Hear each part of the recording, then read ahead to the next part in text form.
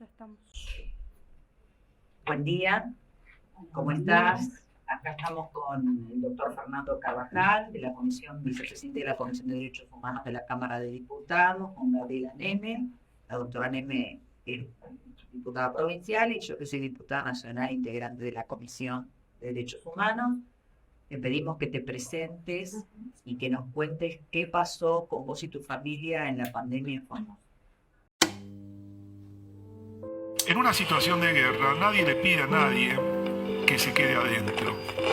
Tú te quedas adentro por elección. De hecho, si tienes un sótano, te escondes allí mientras persistan las hostilidades. Durante una guerra, no insistes en tu libertad. Voluntariamente lo abandonas a cambio de sobrevivir.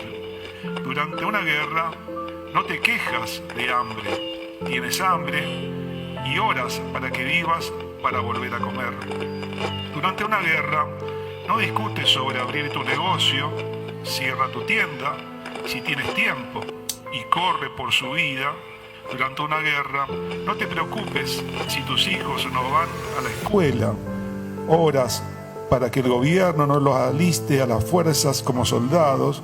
No respeta a los niños, las mujeres ni los lugares de culto. Su capacidad para lograr su objetivo no está en duda. En resumen, es una ley en sí misma.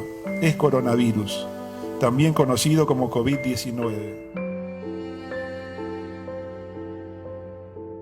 Tu testimonio va a ser parte de un documento.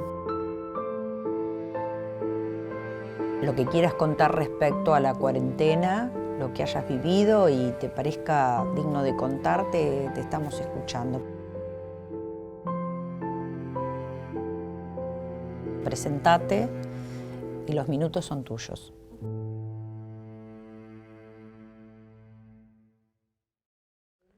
Y mi nombre es Pedro Luis Barrientos. En el inicio sería de la cuarentena, en Mendoza nosotros quedamos varados, nos agarró la pandemia ahí, queríamos volver a Formosa. No podíamos conseguir la entrada de Formosa, no nos querían dar. Yo estaba con mi señora, Nadia Ayala, que ella estaba embarazada cuando eso, y tenía embarazo de alto riesgo, tenía ella. Y en el puente de Formosa, nosotros venimos y nos ataja la policía a nosotros. ¿Ustedes tienen permiso? Nos preguntan, no tenemos permiso. Llegamos con un papel que nos dieron de urgencia, que ella se tenía que hacer atender acá en el alta complejidad. Y no van a entrar, nos patearon para afuera. Se ha sumado el Puente Nueva, ya somos ahora 35 familias las que estamos. No me dejaron pasar por la pandemia en el puente de Mansilla, en la cual tuve que regresar al otro lado de la parte del Chaco, donde tuve 30 días durmiendo en el auto, 30 días. Donde conocí 24 varados más ahí que también estaban en la misma situación. Así que bueno, me plegué a ello y así insistíamos con a ver si podíamos pasar. Hemos tomado la decisión de cortar, de hacer el corte de ruta pidiendo nuestro ingreso a Formosa.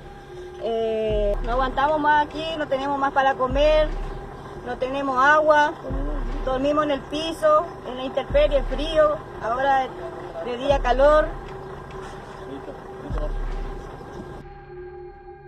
En ese trayecto nosotros hicimos lo que pudimos otra vez, volvimos hasta Resistencia. Y ahí yo me contacto con un muchacho que es el que nos dio un hospedaje, gracias a la doctora Gaby Neme, que nos contuvo ahí. Tuvimos casi 6 meses. Sí, creo que eran 6 meses estuvimos ahí varados en el Chaco. No teníamos para higienizarnos, a veces teníamos que estar una semana sin bañarnos, porque no teníamos nada.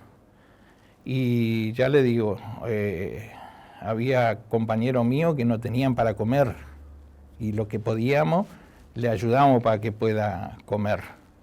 Cuando llegamos al puente de Mansilla, nos patean para afuera, que no van a entrar, orden de Gilles Linfran. Y vos tenías tu casa acá en Formosa y te habías ido a trabajar. Yo me fui a hacer la cosecha en Mendoza. Sí, yo vivía acá en Formosa y me fui a hacer la cosecha. Y el argumento decía que era el que no autorizaba, era la parte del Ministerio de Salud de la provincia de Formosa. Ese era porque nosotros veníamos todos los días a reclamar de la policía y siempre no nos dejaba, porque estaba el control en el medio del puente. Y nosotros llegamos y de ahí no nos dejaba pasar, nos recibían a una distancia como está usted, por la pandemia, ¿no? Y la policía nos decía eso, que espere, que ya el ministerio va a autorizar, y así pasó. Y a mí me llevan en donde la gente que rescata de la calle sería el Chaco, ¿viste? Y me llevaron ahí. Bueno, eso a mí me trajo mucha consecuencia. ¿Por qué? Porque yo no estaba acostumbrado a esa vida. Me metieron con gente mala, o sea, que eran adictos, todas esas cosas, ¿viste? Y teníamos que luchar con eso. Yo tenía que...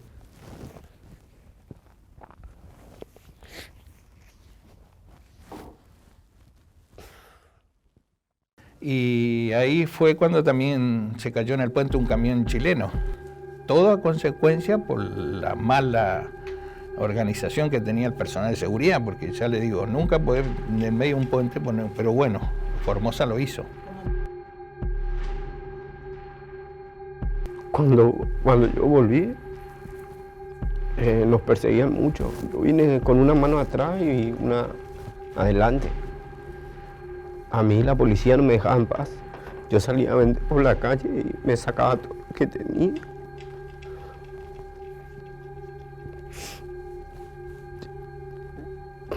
Hasta ahora. Perdón, bueno. Yo no sé si tengo algo para contar, pero no sé si se podrá. Si querés apagamos y contamos. ¿Sí se puede? Sí. El verso de que los varados, que no se podía entrar en la provincia de Formosa. Bien, más información en la provincia de Formosa de una persona que murió allí en el río Bermejo intentando entrar a la provincia de Formosa. De nombre Mauro. Mauro había intentado ingresar por vía formal a la provincia de Formosa, había solicitado en distintas y reiteradas oportunidades desde el 30 de agosto permisos a distintas entidades de la provincia, fue denegado en varias oportunidades, producto de la desesperación, quería ver a su hija, tenía una hija de 2 años, esta persona identificada como Mauro Rubén Ledesma, de 23 años, un joven que ustedes están viendo en el video, la imagen obviamente era está chico, blurada, pero es muy... Mi tío César me decía, calavera no chilla. Bueno, calavera no chilla. Siguiente pregunta. Pero nunca me dieron el permiso, nunca, ni siquiera me contestaron. Sí entré en forma clandestina, entré por el Colorado. En el momento ya me increpan los policías, ya tuve inconveniente porque de mala manera me quisieron pegar. Los paré con la mano así, mire que soy positivo de COVID, porque si no me pegaban, los 3 vigilantes. Lo tuve en julio me dieron el alta, así que estaba liberado. Pero fue la única forma para no comerme una causa por apremio ilegal, o perdón, por atentado y resistencia, o que yo agredí al personal policial. Cuando reacciono ya habíamos agarrado la ruta y me dice el chofer, no, vamos al destacamento Cabo Primero de Noroña. Sí, le digo, pero eso queda en Pirané, ya jurisdicción de 213. Me bajaron, me meten en el calabozo, porque ahí llegaba y al calabozo. No era ni una escuela, ni un hotel, ni un lugar, nada. Nosotros no teníamos baño, no teníamos sábana, no teníamos... Lo que nosotros, así como yo estoy, lo que yo llevé, así nos tuvieron los 14 días.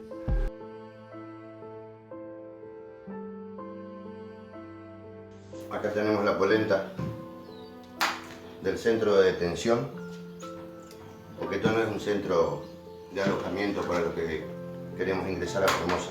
Esto es hígado molido, aparenta ser una salsa. Nos están tratando como presos. Como perros, como animales. Entonces, gracias Gilo, para vos papá, buscame, Miguel Ángel Alvarenga me llama, buscame que en la cara te voy a decir, vos estás matando a la gente, basura. Están los libros de guardia, el personal que estaba, policial, como tanto los civiles que éramos los detenidos. Porque nosotros éramos detenidos, no es que nos estaban asistiendo, como ellos dijeron, centro de aislamiento, el CAS. No, Por eso le digo eso. Era un centro clandestino de detención. Y en la forma que nos trataban. Fue impresionante. Yo lo tomé, yo personalmente, como que estaba en campaña. ¿Vio? Cuando uno es militar, está haciendo ejercicio, pasas penuria. Y trataba de contener a ellos dos. El chico sí, muchas veces y el hombre se me quebraba. El viejo.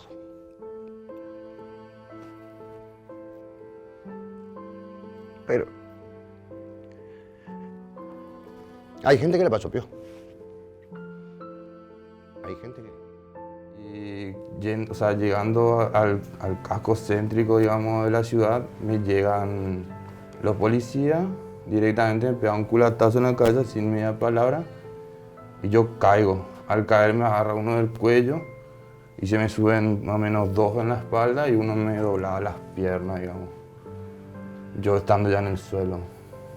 Y ahí me empezaban a patear por la cabeza, me metían culatazos en la frente. Y me decía, yo le decía pará, o sea, le insistía que paren por el hecho de que, o sea, era brutal los golpes. Y ya llegaba un punto donde ya no aguantaba más. O sea, ya el aire me faltaba de tanto fricción, digamos. Y en eso el tipo, o sea, me doblaban las piernas y yo sentía ya, o sea, de tanto ya me doblaban. Y le decía, paren porque me van a romper las piernas. Y me decía, ¿qué llorar si no se rompe? Me decían. ¿Las piernas no se rompían? No.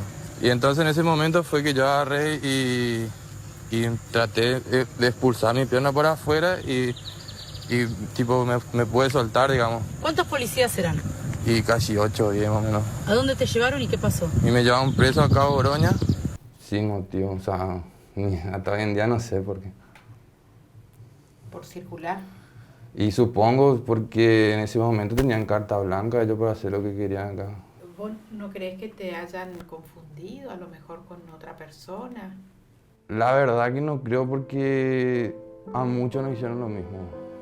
Abro el portón ahí un poquito, miro por arriba y era la policía eran como 10 policías, ambulancia, como que era un delincuente, me venían a buscar. Entonces le digo qué pasaba y que tenía una orden de llevarme sí o sí, que si yo no salía por la buena ellos iban a romper todo. En eso escucha a mi hijo, mi señora, se ponen a llorar, lloramos todos, le digo, y bueno, voy a tener que ir. Le digo, y me dijeron que tenía un cierto tiempo y si no, ellos tenían que entrar por la fuerza y llevarme, como sea. Una última vez la consulta, ¿me vas a acompañar o no usted? Y no, pero yo necesito que mi familia esté acá. Necesito estar con mi familia. Pero yo no quiero que mañana me rompa todo después. Y golpearon mi puerta y le dije, yo no voy a ir a un caso. Me dijo, sí, pero su familia, tenemos que llevarla al grupo completo. Le dije que no, tuve que negar a mi familia diciendo que yo vivía sola para que no vayan a buscar a mi familia. Y tuve que quedarme en el local 15 días encerrada, durmiendo en un sillón. En la parte que no puedo contar porque me duele mucho.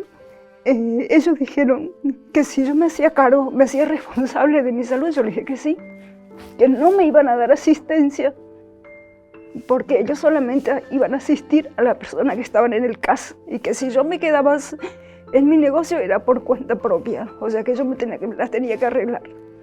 Yo le dije que sí, que me quedaba, pero a un caso no iba a ir. Creo que me contagié y me aislé sola y me mediqué sola porque no podía ir a los centros de salud porque sabía cuál era el destino que iba a tener. ¿Qué creías que podía pasar? Que no iba a salir con vida. Viví con ese miedo durante 2 años. Rojas mía. ¿Quién ve eso por mí? ¿Alguien ve eso por mí? Nunca nadie, no lo va a ver. No lo va a ver. ¿Por qué? Porque soy una pobre infeliz que tengo que trabajar como sea para dar a comer a mis hijos. Los van a lastimar. Tenés que bajar, pero así no los van a bajar. Bueno, ahora en este momento nos van a encerrar acá, así con esto, nos van a llavear y nos van a privar de nuestra libertad. Ahí. Con ventanas cerradas, eso fue lo que me llamó la atención, en el cual las ventanas estaban clausuradas con tornillos. y toda empapelada. La comida tenía gusanos. Que fue el 4 de octubre y de ahí salí el 11 de noviembre. Yo realmente decía, ¿cuántos días más? O sea, basta. Porque eran hisopados, tengo como 15 hisopados hechos. ¿La beba aprendió a caminar en la Ella aprendió a caminar allá adentro, sí. Allá adentro aprendió a caminar, sí. Nadie del gobierno. Realmente. ¿Un asistente social? Nadie Jamás, señor, jamás. Jamás. Eso fue la bronca que nosotros teníamos y...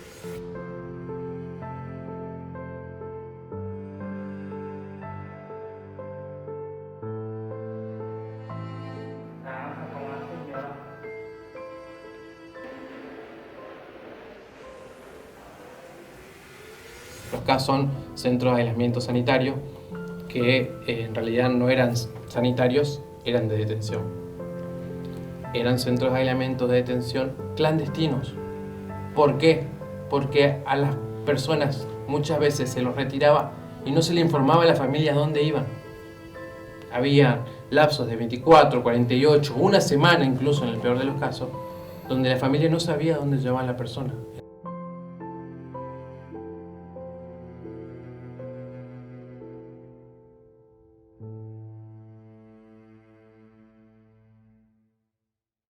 Entro a donde estaban mis hijos, que los pusieron a un lado en una sala de estudio que ellos le llamaban, porque fueron los que estaban haciendo más ruido para poder ver qué pasaba. Estuvimos ahí hasta las 4 de la mañana y nos dijeron que se iban a tener que quedar. A mis hijos le dejaron durante 3 días en esa sala de estudio, durmiendo en un sillón de algarrobo los dos, sin poder higienizarse. No le dejaban ir al baño cuando ellos querían. Estaba un policía parado en la puerta de la sala y ahí ellos tenían que pedir permiso cada vez que tenían que salir. Entonces nosotros empezamos a pedir una ayuda psicológica, porque los chicos estaban en crisis todos. Cuando los chicos entraban en llanto, hacían crisis, lo primero que decían, hay que medicarlos. Hay que medicarlos, un clona o una pichicata, eran las palabras que ellos utilizaban. Donde ellos desconocían todas las cosas que se presentó, fotos, evidencias, todo desconocían. Entonces el juez en su momento dice, bueno, vamos a trasladarnos a la escuela de cadetes para ver qué está pasando. Ahí está el oficial que nos trata mal, el abogado. Gracias, señor juez, por venir a ver nuestra situación. No hace falta gritar, hay que estar tranquilo nomás en estos momentos y tener templanza de espíritu. Cuando usted viene, se acuerdan de hacer todo. Llegamos nuevamente a la escuela de cadetes con el juez en su momento, con los abogados, con el ministro y todo, y ven que acababan de llegar otro grupo de personas también con criaturas, todos amontonados, o sea, los que ya estaban por cumplir los 15 días, estaban ahí juntos con los que llegaron hace 4 días y con los que recién ingresaban, todos amontonados. ¿Y ustedes de cuándo están? Hace 4 días. Mezclados con los que llegaron. Tal cual. Nos mezclamos todo. Empieza de cero siempre, porque nos mezclamos todos los días. Gente que viene de 4 días, de 3 días, de 2 días, ahora de un día. Acá tenemos gente mezclada. A ver, señora, por favor. Hacen un vivo ATN, sacan una foto de mi hija sobre el colchón donde ella estaba haciendo el aislamiento, entonces es como que ahí toman represalias hacia mis hijos. Los llevan ahí y me decían, mamá, no sabemos a dónde vamos porque vamos en la parte de atrás. La ambulancia y escoltados por 2 camionetas de la policía y salen 2 psicólogas. Y me dicen, mamá, nosotros recibimos el informe de que ellos deben ingresar acá. El motivo no tenemos, no sabemos. Y le digo, ¿pero qué tiene que ver el COVID con salud mental? Juntamos todo y se fueron. A mi hija le hicieron sacar, y a mi hijo también, los cordones de las zapatillas, porque decían que eso podían utilizar para ahorcarse. Fueron las palabras de las psicólogas. El primer día, me dice, le abrieron la boca a Tomás, le pusieron una pastilla y se durmió 24 horas. A mí me hicieron lo mismo, mamá, me dice. Al segundo día vino el enfermero, nos volvió a abrir la boca y éramos como dos locos, mamá. Éramos como dos locos. Nos abrían la boca, nos ponían la pastilla y dormíamos. El día de la salida de ellos, sale una enfermera y me llama y me dice, mamá de Sol, mamá de Tomás, por favor, esta medicación tenés que darle a tu hijo. Y me cierra la mano y me dice en el oído, nunca se la des, él no necesita. Y me da 3 blisters de medicación, que justamente es lo que traigo acá, que es lo que me dan. Un medicamento para la esquizofrenia, otro para las convulsiones y un ansiolítico. Esto era la medicación que le estaban dando a mis hijos dentro de salud mental. Sin motivo, era porque ellos querían tapar todo. No sé, hasta hoy no entiendo. En su momento González, el día que fueron a la escuela de cadetes, le dijo, quiero ver qué abogadito te saca de esta. Se acercó y se lo dijo frente a 2 abogados que estaban en ese momento ahí. Entonces empezamos a mirar los números y veíamos cómo el ministro de Justicia, Trabajo y Seguridad, Jorge González, manipulaba el relato de lo que eran las reuniones o las conferencias de prensa. Primero, desde el día 1 fue casi 300 conferencias de prensa a las cuales fui todos los días que pude. Vamos a dar inicio al informe diario del Consejo de Atención Integral a la Emergencia COVID-19. Vamos a proceder a brindar el parte informativo número 106, número 200, número 393. Daremos lectura a continuación al parte informativo número 554. Que por supuesto uno, cuando empezó a atarse más a la realidad dura que veía la gente, se empezó a desatar de las consecuencias que podía llegar a tener el hecho de ir a preguntar algo inconveniente al Consejo del coronavirus, ¿no? Y en algún momento ya los ataques eran abiertos, digamos. Ya era el ministro González primero atacando a mi padre, relacionándolo a la dictadura. Mi padre no tiene nada que ver con la dictadura. Recordar de que el padre del periodista fue empleado del servicio penitenciario durante la dictadura militar o amigo del capellán del regimiento del padre Lima. Entonces, yo la pasé muy mal en pandemia. Después me enfermé de coronavirus. Mi positivo se lo dieron primero a los medios del gobierno y a los portales del gobierno antes de que yo me enterara de que era COVID positivo. Y me destruyeron. Dijeron, ahí tenés, vos que andabas. Y yo en realidad sabía que en algún momento me iba a enfermar como cualquier otra persona. Lo que pretendía era no morirme, digo, en la enfermedad. En las conferencias de prensa decían, ¿quién va a poner el primer muerto? Si el Poder Judicial, en este caso específicamente, está dispuesto a poner el primer muerto, no hay ningún problema. Y lo decía en cadena de la red de medios. Y digo, este tipo está loco. Pero era lo que hicieron, infundieron tanto terror que la gente cuando veía a alguien que decía esto no está bien, decía vos estás queriendo que la gente muera. Esa fue la psicopateada en la que metieron a la sociedad formoseña. Yo seguí yendo a las conferencias de prensa porque me seguían lloviendo las amenazas de causas y demás, y me ayudaba que la gente me decía, mira, cuando vos estás parado,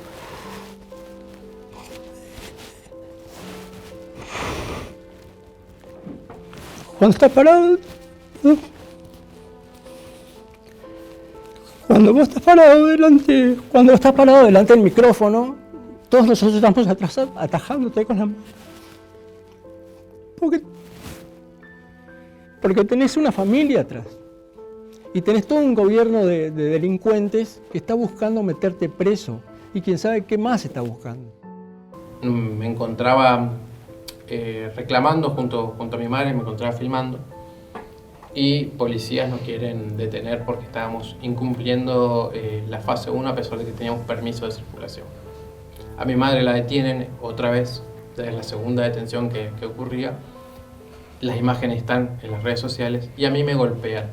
Me golpean, me tiran en el piso 5 policías, me rompen el celular, me lo patean en el piso, quieren arrestar a mi padre y se la llevan a mi madre. Le pedimos por favor a mi madre que filme, que haga un vivo, que estaba ponchado, incluso en el canal de televisión TN.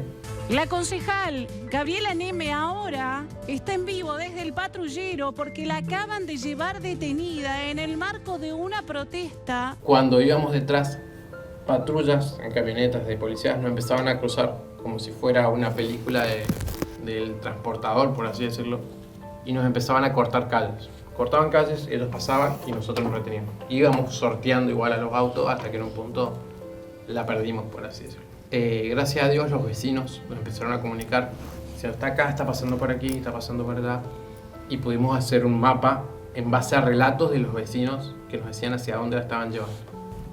A las 11 de la noche entra una ambulancia hacia la comisaría octava y nosotros nos asustamos mucho. Y llegó el escuadrón antidisturbio, que es la DDR. La tienen presa a la peor delincuente del mundo, parece. A la narcotraficante más grande del mundo. No puedo creer que se presten para esto. Bueno, acá no se puede ver porque no hay mucha luz. Está toda apagada la luz para que no se pueda filmar. No, todos tienen identificación encima. No, eso es lo de menos. Ya, rompieron tantas leyes que no tienen identificado, es una anécdota. No sabemos dónde está la doctora Neme, apagaron las luces, no sabemos si la llevaron. Creemos que no, porque por eso viene tanta policía, creemos que sigue acá. Tiene que aparecer y tiene que aparecer bien, sanita. Si no, todos son cómplices de lo que pase. Llegaron 5 patrullas, camionetas de la policía hacia el lugar. Nosotros nos pareció un movimiento súper raro, no entendíamos por qué. De un momento a otro, en un lapso de 60 segundos, cronometrado, muy estudiado cómo fue todo el movimiento, salen estas 5 patrullas a velocidades exorbitantes, en contramano, incluso a 2 de ellas. 5 patrullas hacia diferentes lugares. Una hacia la alcaldía, otra hacia la comisaría primera, otra fuera de la ciudad y otras 2 que no sabíamos a dónde van. Con personas tapadas, simulando ser mi mamá. Y ahí la situación no superó. ¿Dónde está mi vieja? Te estoy preguntando. Te estoy preguntando dónde está mi vieja.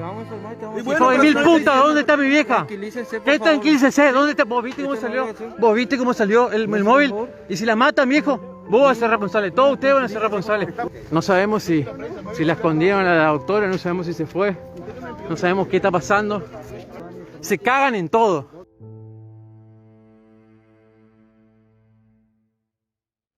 Nos pusimos a disposición para todo lo que era la barrera sanitaria, que era poner una mesita fuera de cada habitación. Entonces, cuando les llegaba la comida, le traía un familiar o se la subíamos nosotros, que les estaban revisando la comida. Como una cara, o sea, le abrían la tarta, levantaban la tapa, se la revisaban, le hurgaban el plato. Un policía, o sea, no era personal del Ministerio de Desarrollo Humano. O sea, era una barrera sanitaria, no era gente con condena. Ese 12 de diciembre, cuando llego, el hotel nuestro es un predio amurallado, entonces el parking, el estacionamiento está adentro. Cuando yo ingreso, ya había un policía uniformado, sin decirme nada, pero no me dejaba. Cuando yo quería ingresar, me pechaba. No me contestaba y me pechaba, no me dejaba circular adentro de mi propio negocio. En esos empujones, en un momento, cuando yo le doy la espalda, me dobla el brazo, me quiere tirar y reducir para esposarme.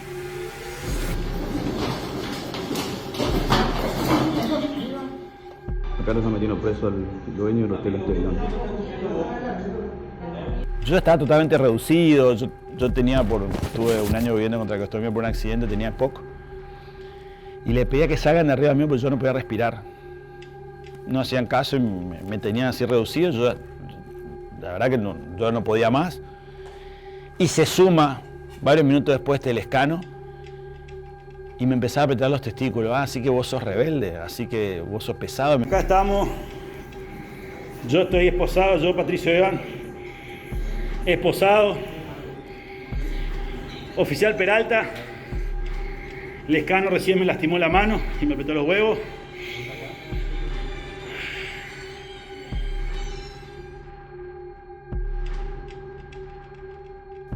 Esa mañana nos levantamos y nos enteramos todos que éramos 6 personas los que teníamos pedido de captura.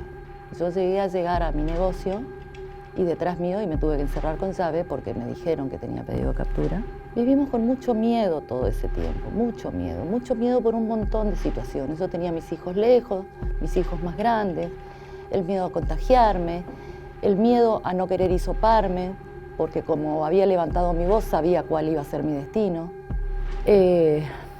Así que bueno, empecé a ir a las marchas, pero también a la vez empecé a sentir y darme cuenta de que me seguían.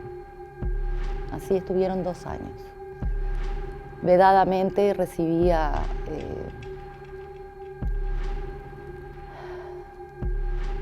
amenazas, que sabían quiénes eran mis hijos, que me cuidara. Yo estaba en terapia intensiva, no me llegaron a entubar, pero sí estaba con respirador. Y el médico se acordó de mí, que yo hablé con Gaby para que mi papá pueda venir acá a Formosa, y me quería echar del hospital, porque decía que yo me estaba haciendo, esas fueron las palabras del doctor, que en realidad el síntoma que yo tenía era la angustia por la muerte de mi papá. Estuvo 6 días en el Hotel Real. En esos 6 días yo creo que ahí directamente, por decirlo así, lo mataron. Lo dejaron morir porque quizás por el miedo de los enfermeros, de no acercarse, de todo lo demás, él no tuvo la atención que tenían que tener. Falleció un día domingo, 2 de mayo, y después de allí nos entregaron, creo que el cuerpo, no me acuerdo si fue al día siguiente o a 2 días después, en el cementerio. Obviamente que no nos permitieron de verlo ni de lejos. No sabemos qué le hicieron, no sabemos nada. Y eso es la parte que más duele. Tengo una pregunta ahí. Cuando la llevan a tu hija, ¿te pidieron el consentimiento? ¿Te firmaste algo para que la puedan llevar a otra señora? No, porque ella quedó en el hospital y de ahí ya no la podían mover. No, la tenían que llevar directamente. Y sí, uno por ahí se arrepiente de decir, ¿para qué fueron a hacerse el hisopado? ¿Por qué no nos quedamos en la casa y pensar de que podía estar todavía? Mi hija, la menor, que tiene en ese momento tenía 2 años y medio, lloró mucho ese día que se fue su papá y no quería que se vaya. Y yo le digo, sí, se vaya a curar si ya viene. Pasó lo que temía. Nos encontraron en compañía de la profesora 4 policías, 2 mujeres y 2 hombres. Yo andaba en mi moto y tenía todos los papeles, mi carnet, tenía casco, pero violaba el horario. Nos tuvieron retenida más de 6 horas. A mí me hicieron sacar las zapatillas, me revisaron toda la ropa, el cuerpo, me gritonearon, usaron palabras indebidas, inadecuadas. Me trataron como una delincuente. Le digo, yo quiero saber si está muerto o está vivo, porque con la forma que vino era imposible que esté vivo. Y le digo, pero quiero saber, y si es muerto, muéstreme el cuerpo. Eso nomás quiero saber, aunque sea de lejos. Falleció ahí.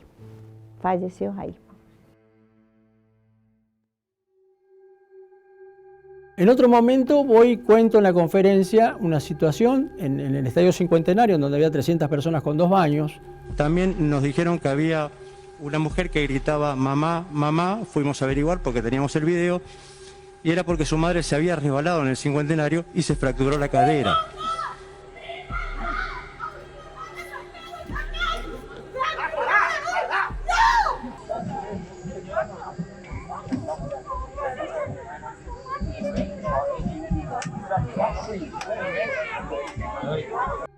Éramos 360 personas.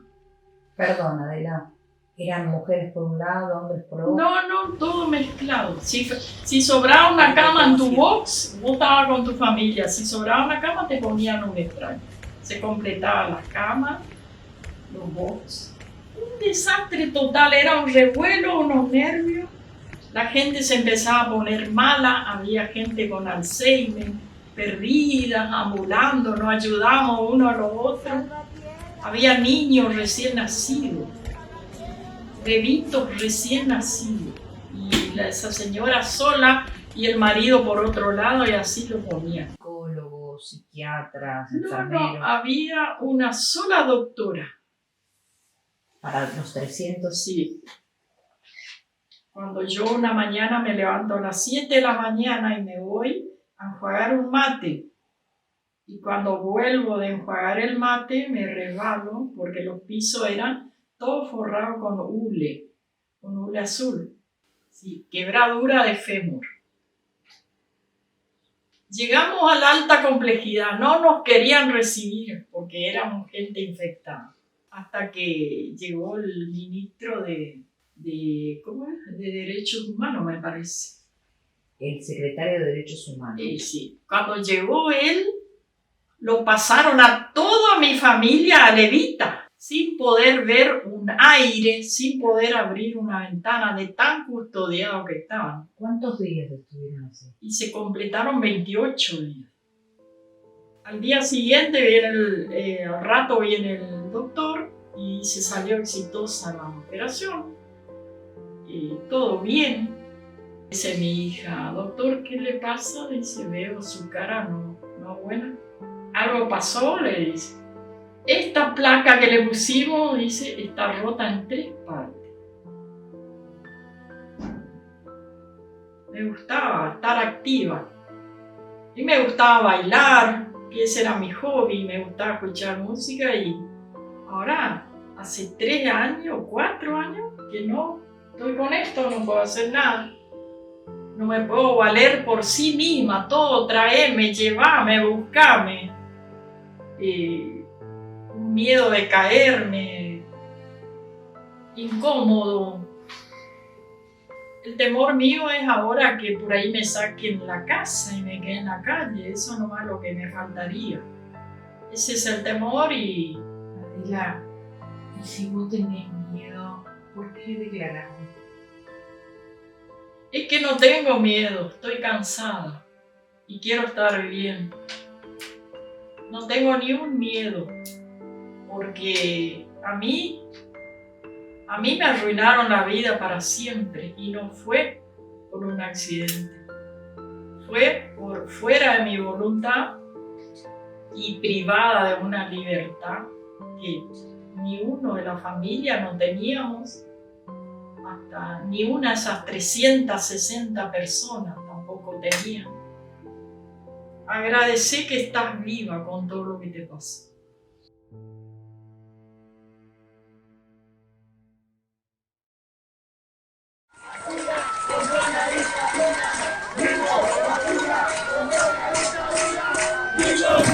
Una muestra de lo que hace el gobierno.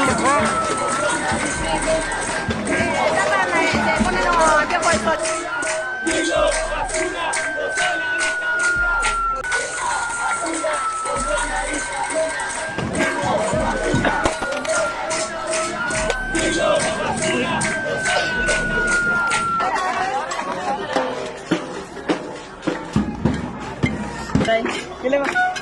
Dale, otra fiesta, que hay un balazo otra. ¿Qué hizo?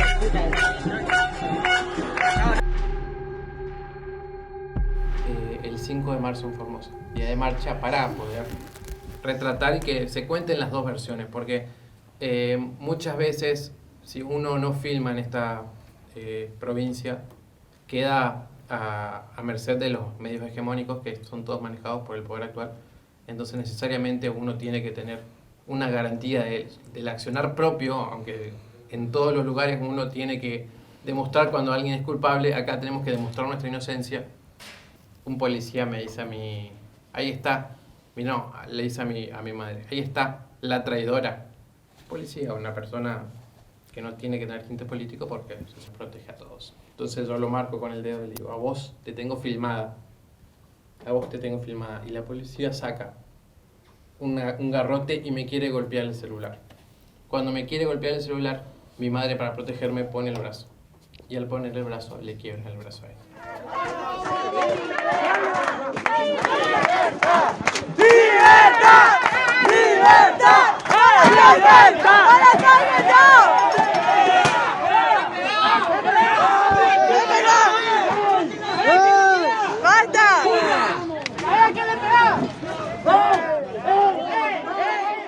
También me sumé al silencio que tenía Clorinda, que ya llevaba más de 100 días aislado y que la gente estaba muriendo. Clorinda creo que fue la ciudad que más padeció la pandemia. Por culpa de nuestro gobernador Infran, bloqueó nuestra ciudad 180 días. Ante la delicada situación que se presenta en la ciudad de Clorinda, establece el bloqueo de dicha ciudad. Éramos más de 67 mujeres en un grupo para ver cómo hacer para levantar la voz, para que nos escuchen y para que nos dejen llegar a Formosa capital. Estábamos cansados de estar presos en nuestra propia ciudad. Creo que habrá sido el rinconcito que peor vivió la pandemia del COVID. Busqué todas las formas posibles para poder salir de la provincia porque necesitaba ir a hacerme ese estudio.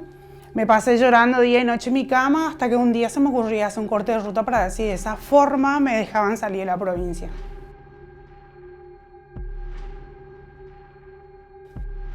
No éramos atendidos, muchos murieron de su propia enfermedad. Yo también pude haber muerto porque tengo un problema pulmonar. Soy un productor agropecuario donde me amparaba el inciso E a circular con las documentales pertinentes. Yo tenía todas las documentales. La policía me dice que me tiene que retirar, acompañaba con escopeta, con toda una perorata como si yo fuera un criminal. ¿Fue la policía a querer sacarte? Me sacó. ¿Y a dónde te llevó? Me acompaña hasta la barrera. La barrera, vos le decís al vallado. Al vallado. Entre Clorinda y el resto. Sí, que está ubicado en el kilómetro 18, que se le ocurrió a la prevención, hacer un aislamiento total. No, Clorinda estaba totalmente aislado. Ministro, hace 11 meses que estamos así. Por eso, pero no nos estamos cuidando. Pero bueno, ustedes no nos cuidan tampoco. Igual pasan los paraguayos hacia este lado. Igual pasan los paraguayos para este lado. Las vallas lo tienen que llevar allá en donde está la frontera, no acá. Primero era 15 días, después nos fuimos otros 15 y otros 15 y así nos fuimos varios meses. ¿Cuánto tiempo tardaron en atenderla? Y mire, el hematocrito para... Creo que es una semana, le hizo parón y de ahí pasó, pero ya pasó muy tarde. En la pandemia tuve un transporte de cargas, salíamos de la provincia, volvíamos y traíamos el PCR negativo y nos decía que no servía. Entonces nos escoltaban sí o sí, nos dejaban el camión con carga y a nosotros nos llevaban en cualquier lugar. Nos dejaban en 3 días, 4 días y cuando a ellos se les ocurría, nos escoltaban, nos traían de vuelta. ¿No te dejaban parar ni para ir al baño? No te dejaban parar. ¿Ni en medio de la ruta? Ni en el medio de la ruta, nada. ¿Ustedes los escoltaban durante todo el camino? Durante todo el camino. ¿Era la policía de la provincia? Era la policía de la provincia, sí. Ahí va el camión. El patrullero atrás. Escoltando. Y así todas las pandemias completo. Todos los requisitos le entregó y aún así le dejaron encerrado.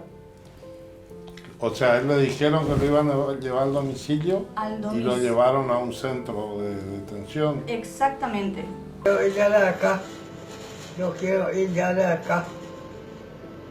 Ya no da gusto más, a mí no da gusto más para estar acá. Necesito que haya alguien que me ayude. No tenía acceso a salir ni siquiera a tomar aire ahí en el pasillo, sabiendo que el PCR había dado todo negativo. Entonces directamente ellos arriesgaron para que él le pueda contagiarse del COVID. Me llamaron del ministerio. Hablamos dónde quería, dónde podía hacer la cuarentena, dónde me sentía más cómodo. Y yo le dije que me sentía más cómodo en mi casa. Después a las noches, a eso las 7, vinieron la policía con la ambulancia queriendo sacarnos a las fuerzas. Me trancamos todo, la policía empezó a patear todas las puertas. Inclusive nos amenazaron que no salíamos, que íbamos a saber después. Ahora cáguense, ahora van a necesitar, dice. O sea que la policía. Porque yo lo que más pensaba era, si me pasaba algo, tu familia no te va a ver porque no te van a traer, quizás no te van a traer, y te van a esperar eternamente. Porque algún día va a volver. Eso pensaba. Él estaba internado 15 días más o menos en una de las cárceles que digo, como digo yo, de las cárceles de la escuela, como le llamo. Estuvo internado 15 días, muy mal, según me comentaba él. Y después de un día para otro le dejaron salir. Y él me llamó por teléfono esa noche antes de morir. Y me dijo que se sentía muy mal y le preguntamos nosotros por teléfono qué pasó, por qué le dejaron salir. Y él argumentó que te dejan ahí y ni siquiera el almuerzo le daban, nada. Le dejaban tirado ahí como si fuera un animal. Y bueno, no aguantó más y de última uno de mis hermanos, le alzó en la caja de la camioneta, lo llevaron al hospital.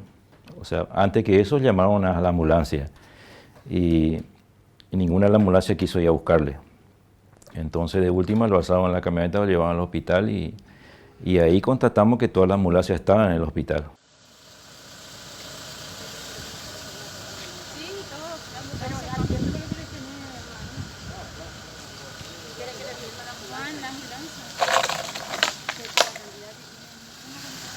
La ambulancia a las 4 de la mañana lavando la camioneta.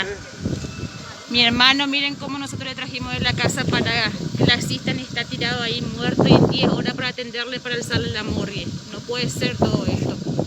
Y nadie hacía nada, ni siquiera los doctores salían, porque yo estuve ahí. Ni siquiera ni un doctor salió a dar explicación de nada. Lo único que salían, habían 2 policías que no sabían qué hacer.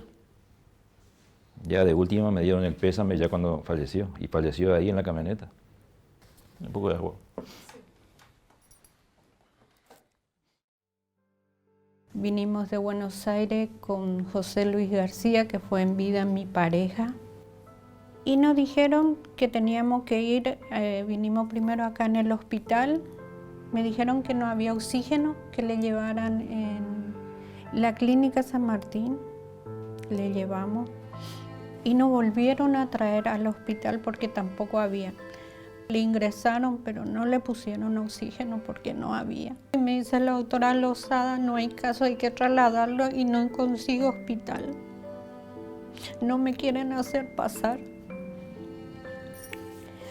Ese lunes a las 11 de la mañana me avisan que le traigas cosas para que él pueda llevar, que iba a ser trasladado. Me pidieron sábana, almohada y yo le supliqué si yo podía ir con él. Me dijeron que no. Él fallece el 27 de abril. Que yo sabía, que me enteraba, que no morían de COVID, que morían de sus propias enfermedades por no llegar hasta su tratamiento que tenían que hacer. No se le atendía a los enfermos. Muchísimas personas que yo conozco, que hoy ya no les veo, que les veía antes, ya no les veo, murieron de su propia enfermedad. No de COVID. No de COVID. Bueno, llegó hasta el punto que mi hija llegó a bajarle todo el hematocrito y ya llegó a última hora. Fue al hospital en alta complejidad. Ahí sufrió el desenlace que dejó 2 niños, una bebé de 7 mesinas y mi niño, que es Facundo, que tiene 11 años, quedaron sin mamá. Esa es la triste realidad. Cosa que se podía salvar. Le volvieron a llevar ahí en Riacho. Creo que fue al día siguiente, no recuerdo muy bien. Y bueno, ahí fue que mi hermana filmó que él había llegado en una ambulancia, todo eso. Y nada, quedó ahí en la casa de mi hermana. No le dejaba ni que se asome ni ahí, aunque sea afuera, digamos. Porque habían puesto policía para custodiarlo. Inclusive teníamos durante la cuarentena, o sea que los 20 días teníamos policía en la esquina de nuestra casa. Ni los amigos podían pasarnos un vaso de agua. Venía, alguno dejaba mercadería ahí y la policía le atajaba allá. Y la próxima vez que vení te meto preso. Iban ahí a parar, no, sin destino, digamos, porque antes, cuando eso no había destino. Si te tocaba, te llevaba y nadie sabía. Fue feo. Nos tuvieron mal, nos castigaron hasta no dar más. Fui perseguida por la policía día y noche. Yo le decía que yo no le tenía miedo. Me mandaban a amenazar que me iban a matar. Yo le decía que yo no le tenía miedo. Me pegaron, me jugaron, hasta ahora me duele todo esto porque me cerraron hasta los huesos. Esto me reventaron todo, me patearon, me mandaron para atrás así, eran 15 policías por ahí. Porque llegó el jefe y le manda foto a Mauriño y ahí, no, Lilia Agüero, esta es la del corte de ruta. Y cada vez que me pegaban de todo me decían que yo era la perra que andaba en el corte de ruta, que le hice renegar mucho, que el gobernador por culpa de la mía, que no sé qué, de todo me decían. Me jugaron, me lastimaron todo. Estuve 3 días presa. Porque vos te traen, te meten en Clorinda, que era la ciudad. 40 días para volver a regresar. 40 días. Los animales quedaron en la desidia, abandono 40 días, sin agua. Le solicité que mis animales, estoy perdiendo mi activo de producción, le digo yo. Si me moría estaba todo bien, porque es peor la collera de situaciones después.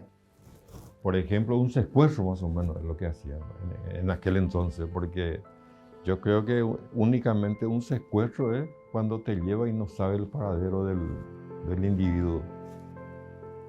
Y eso es lo que padecimos durante 20 días. El dolor más grande fue que 3 días después de haber fallecido él, cuando es el presidente Alberto Fernández, vino llegando. A él le abrieron las puertas, hicieron un festival de política. Toda la gente estaba ahí.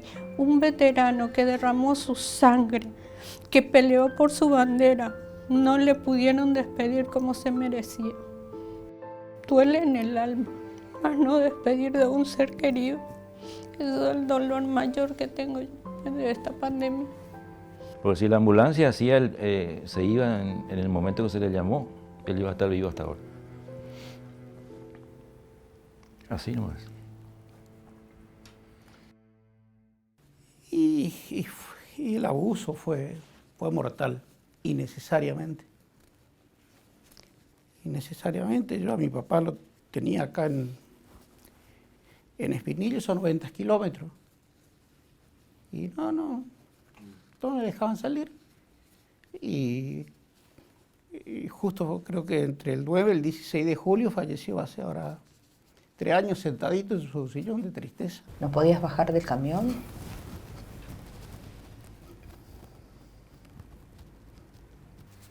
Esto de que no había oxígeno, de que lo llevaban de un lado a otro y que después la médica te dice, vamos a ver si lo podemos sacar, ¿tenía que ver con el bloqueo de Clorinda?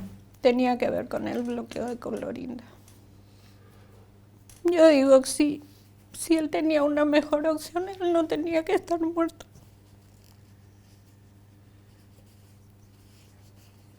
Si hubiera tenido acceso a salud. Si hubiera tenido el oxígeno que él necesitaba, él no se hubiera muerto. Me entero que viene el ministro de Desarrollo Humano, Aníbal Gómez, al hospital. Y nos dijo el chofer que no, que era imposible porque ya estaba apurado y ya se iban para Formosa. Pone en marcha la camioneta y da un volantazo. Él cuando hace un volantazo, él me agarra el dedo grande de los pies.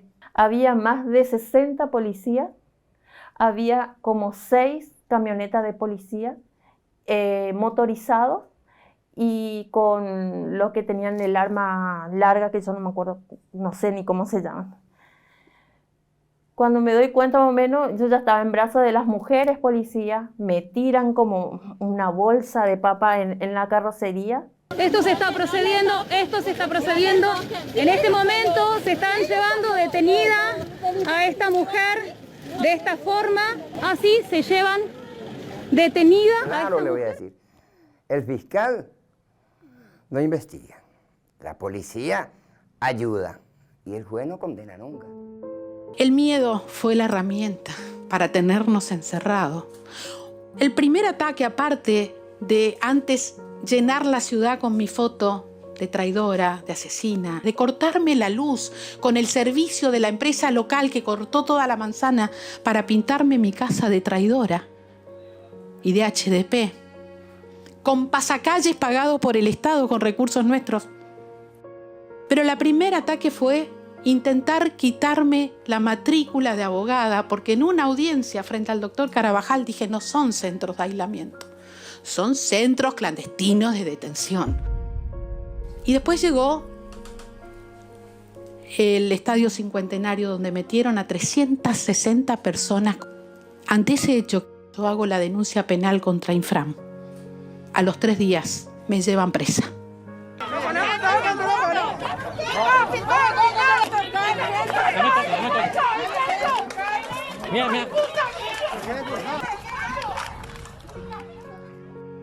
Nos tiraron gases lacrimógenos con fecha de vencimiento julio del 95. Me quebraron el brazo, recibí balas de gomas. Fue mi última detención. Salí a la plaza porque había un grupo de formoseños que ponían, nos están agarrando, nos está cazando la policía.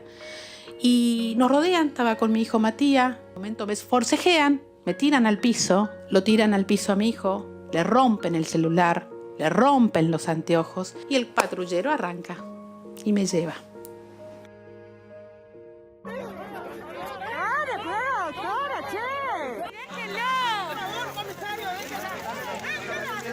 Se la llevan detenida, Gabriela. Gildo Infran replica el modelo Venezuela y el modelo Maduro. Ténganlo seguro.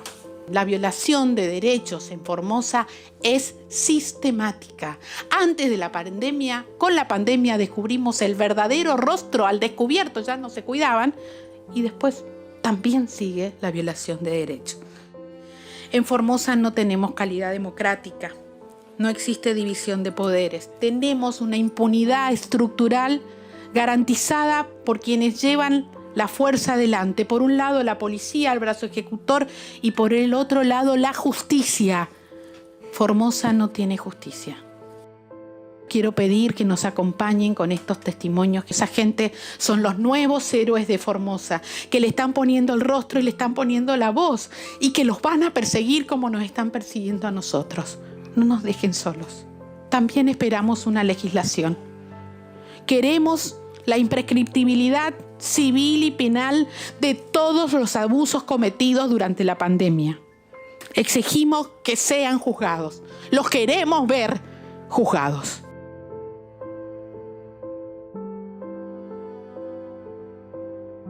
Yo no lo voy a pedir por mí, lo voy a pedir por todas las personas que perdieron familiares, que perdieron trabajo, que perdieron casa, que perdieron familia, que perdieron futuros y que afectaron su manera de vivir de una manera irreparable.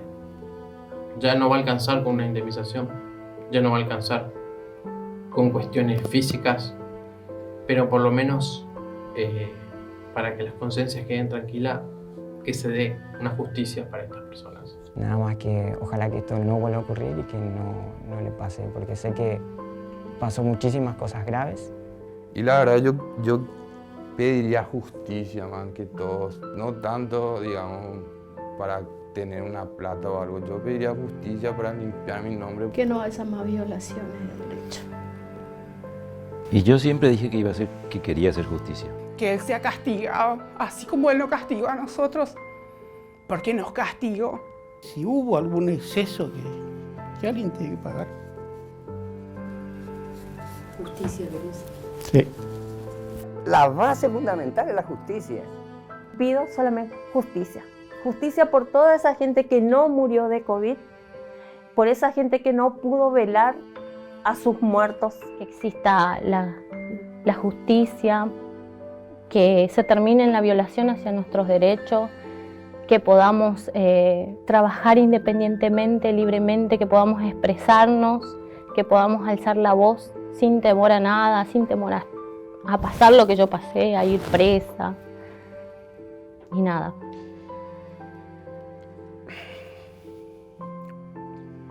Justicia. El clamor nuestro es simple. Justicia.